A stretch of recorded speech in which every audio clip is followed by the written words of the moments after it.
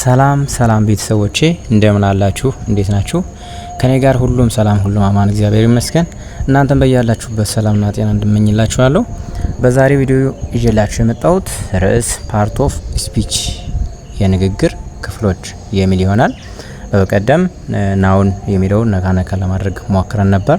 ዛሬ ግን ስምንቱንም ያው ተገቢ በሆነ መንገድ አጠር ባለ ቀለል ባለ ለማሳዝ እሞክራለሁ። እናንተም ግን የሚጠበቅባችሁ በትኩረት እስከ ቪዲዮ ፍጻሜ ድረስ አብራችሁ መቆየት ብቻ ነው። ቀለል ያሉ ናቸው። አጠር ባለ ቪዲዮ አብራችሁን ቆዩ። ፓርት ኦፍ ስፒች የሚባሉት ስምንቱንም አንድ ባንድ እንይ ማለት ነው። የመጀመሪያው ባለፈው እንደነገርኳችሁ ናውን የሚለው ነው የሚሆን። ናውን የሚለው ስም፣ በአማርኛ ስም እንዲሁ ዝም ለምናውቀው ማለት ነው። ናውን የእንግሊዘኛ ዲፊኒሽኑን ስናይ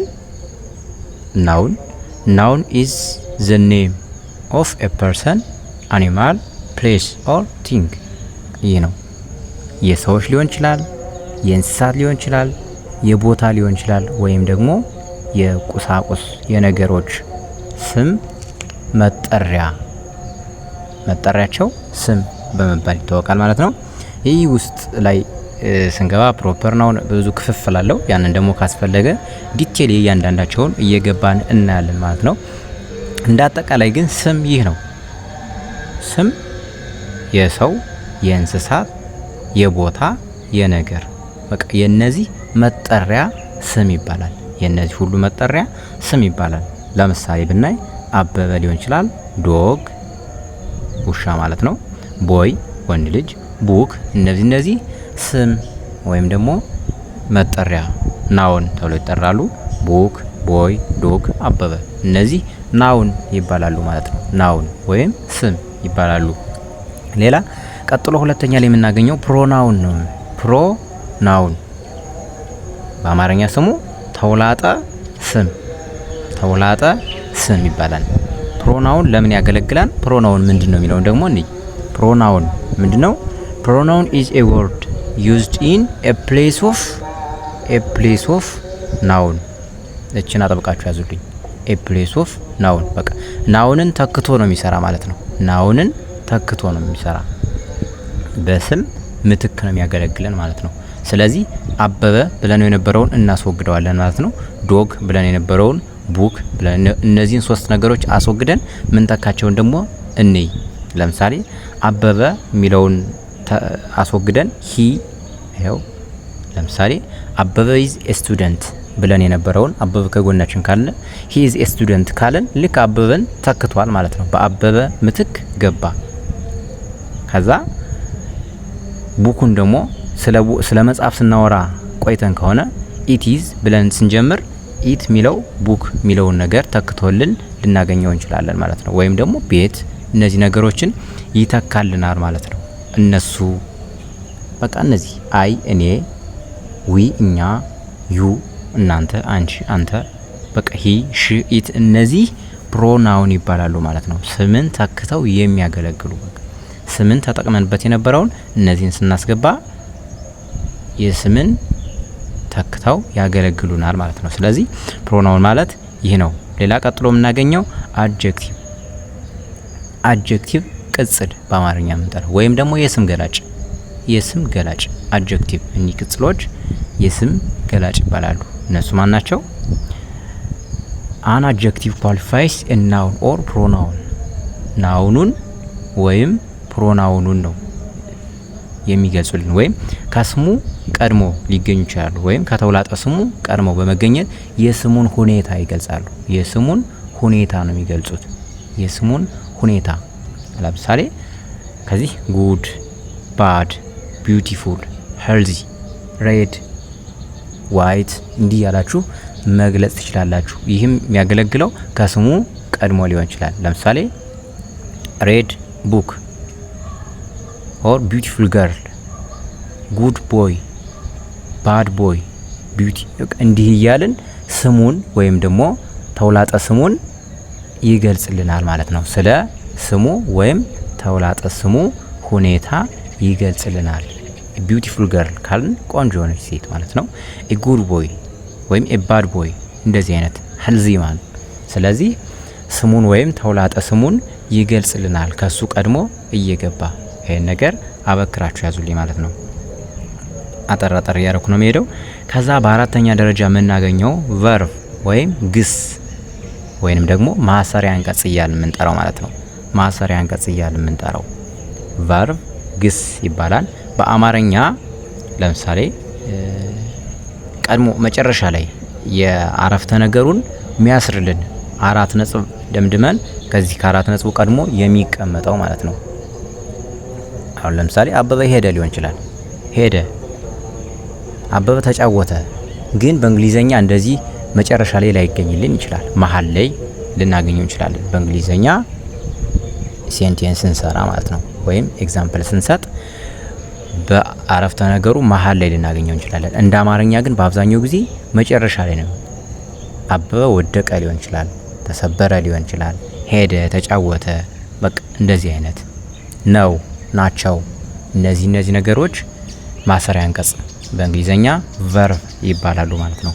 አሁን ከዚህ ጋር የእንግሊዘኛውን ዲፊኒሽኑን ስናነበው a verb is a word which how an action ድርጊትን state or position ድርጊትን ወይም ይዞታን የዛንን ፖዚሽን ያሳየናል ማለት ነው። እነሱ ማን ናቸው? ፕላይ፣ ካም፣ ጎ፣ አም፣ ኢዝ፣ አር እነዚህ ሁሎቹም ቨርብ ይባላሉ ማለት ነው። ቨርብ ደግሞ እያንዳንዱን ውስጡ ስንገባው ብዙ ዲቪዥን አለው፣ ክፍፍል አለው። እሱንም ካስፈለገ በቀጣይ ቪዲዮ ዲቴል የሁሎቹንም ለማየት እንሞክራለን። ነገር ግን እነዚህ ሂ ፕላይስ ፉትቦል እንደዚህ አይነት ብንል ፕላይ የሚለው ቨርብ ነው ማለት ነው። እሱ እግር ኳስ ይጫወታል ወይም ተጫወተ። የመጨረሻ ላይ አማርኛ መጨረሻ ላይ ይመጣል፣ እንግሊዘኛ ላይ ደግሞ በየመሃል ይመጣል ማለት ነው። ይህ ቨርብ ወይም ግስ ማሰሪያ አንቀጽ ይባላል ማለት ነው። ሌላኛው አድቨርብ ይባላል። አድ ቨርብ፣ አድ ብሎ ቨርብ ተውሳከ ግስ ነው በአማርኛው። አን አድቨርብ ኳሊፋይ ኤ ቨርብ አን አድጀክቲቭ ኦር አዘር ቨርብ። አድቨርብ እነዚህን ይገልጽልናል ማለት ነው።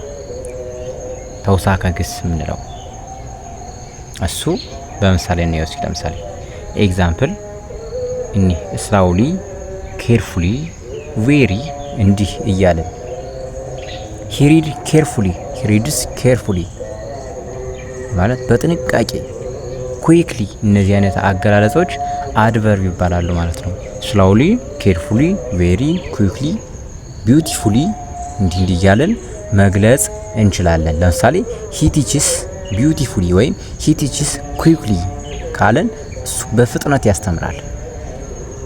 እንደዚህ ማለት ብለን መግለጽ እንችላለን። ሌላኛው ፕሪፖዚሽን ይባላል። ፕሪፖዚሽን መስተዋድድ ነው። a preposition is a word usually placed before a noun or a pronoun milan to show a relation to some other word in the sentence። አማርኛው ማንበብ ትችላላችሁ። መስተዋድድ ማለት በአረፍተ ነገር ውስጥ ካለው ሌላ ቃል ጋር ያለውን ግንኙነት ለማሳየት ማለት ነው። ግንኙነቱ በውጭ በውስጥ ከፊት ለፊት እነዚህ ነገሮችን ለማሳየት ኤግዛምፕል ሄው ኢን፣ አት፣ ኦን፣ ፍሮም፣ ቱ፣ ባይ፣ ኦፍ እነዚህ ነገሮች ለማሳየት ምን ይባላሉ? ፕሪፖዚሽን ይባላሉ።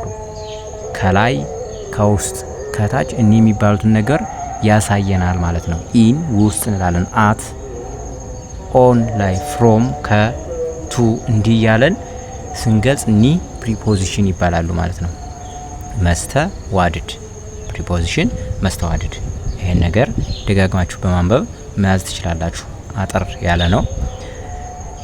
ሌላኛው ሰባተኛው ኮንጃክሽን ከፕሪፖዚሽን ይለያል። ኮንጃክሽን ማለት አያያዥ ማለት ነው። ፕሪፖዚሽን መስተዋድድ ከቃሉ ጋር ያለውን ግንኙነት ነው ያንኛው ፕሪፖዚሽን። ኮንጃክሽን ግን አያያዥ ነው፣ ሁለቱን የሚያጣምርልን ማለት ነው። ይህም ማለት a conjunction is a word which join ነው የሚል join word or sentence together ሁለቶችን ጆይን የሚያደርግ ነው። አያችሁት? ይሄንኛው ምን ብሎ ነበር? ሪሌሽን ነው የሚያሳይ። ሪሌሽን ከዛ ጋር ያላቸውን ግንኙነት ኢንፍሮንት ሊሆን ይችላል፣ ኢን ቦቶም እንደዛ ሊሆን ይችላል። ይሄንኛው ግን አያያዥ ጆይን ነው የሚያደርገው ማለት ነው። አማርኛውን እናንተ ማንበብ ትችላላችሁ። ኤግዛምፕሎች ማን ናቸው? ኤንድ፣ በት፣ ኦር፣ ዊዝ ሌላ መጨመር ትችላላችሁ። ዊዝ። ስለዚህ አበበ ኤንድ አለሙ ጎዝቱ ስኩል ብንል ሁለቱን ስም አገናኘንልን ማለት ነው። ሁለቱን ስም አገናኘልን ማለት ነው። ስለዚህ እነዚህ በት፣ ኦር እነዚህ ነገሮች ሌላ ኢትሲ መጨመር ትችላላችሁ። እኒህ ምን ይባላሉ? ኮንጃክሽን ይባላሉ ማለት ነው። ኮንጃክሽን። ሌላኛው የመጨረሻው 8ኛው ኢንተርጀክሽን፣ ቃለ አጋኖ እያለ የምንጠራው ማለት ነው። ቃለ አጋኖ ኢንተርጀክሽን ይህ ማየት ትችላላችሁ። ኢዝ ኤ ወርድ ዊች ኤክስፕረስ ሳም ሳደን ፊሊንግ ኢሞሽን የሆነ አንዳንዴ ኢሞሽን ወይም ደግሞ ስንከፋም ስንደነግጥም ወይም ደግሞ ስንደነቅም ሊሆን ይችላል። ይህን ቃል የምንጠቀመው ኢንተርጀክሽን ቃል አጋኖ ነው የሚባለውን ነገር ማለት ነው። ዋው እንላለን። ካለም ኦች ያ ማለት ኤጭ እንደማለት ስንናደዳውን ኤጭ እንላለን። በእንግሊዘኛ ይህ ነው ማለት ነው። ዋው ስንል ደግሞ ስንደነቅ የምናወጣቸው እኒህ ቃሎች ቃለ አጋኖ ወይም ኢንተርጀክሽን በመባል ይታወቃሉ ማለት ነው። እኒው 8ቱ እኒህ ናቸው። በቀጣይ ሌላ ጊዜ ወይም ዲፕሊ እያንዳንዳቸውን ማየት እንችላለን። ግን አጠር ባለ 8ቱም እኒህን ይመስላሉ። 8ቱም አጠር ባለ 8ቱም እነዚህን ይመስላሉ ማለት ነው። እስካሁን ድረስ አብራችሁኝ ስለቆያችሁ አመሰግናለሁ። መልካም ጊዜን ተመኘውላችሁ። ነገር ግን ከመውጣታችሁ በፊት ሳብስክራይብ ያላደረጋችሁ ሳብስክራይብ አድርጉ። ለጓደኞቻችሁ ሼር አድርጉላቸው። አመሰግናለሁ።